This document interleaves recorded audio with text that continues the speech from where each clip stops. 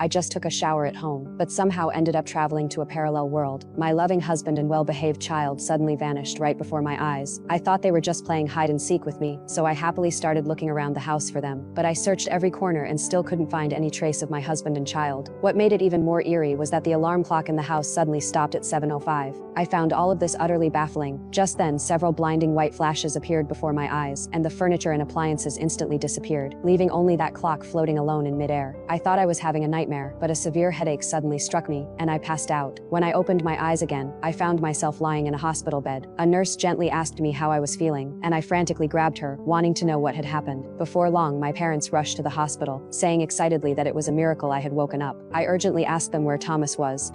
Who's Thomas? My husband.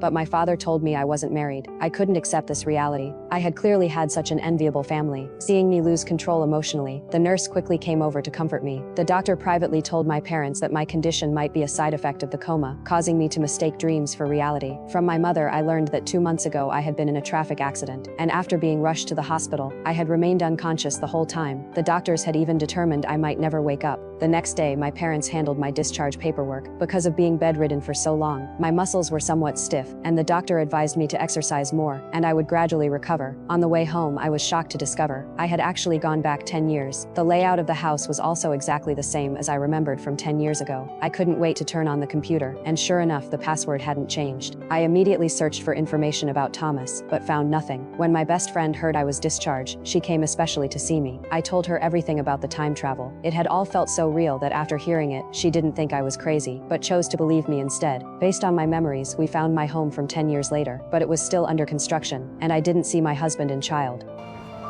He's not here. His name is Thomas. He's 4 years to the day older than me.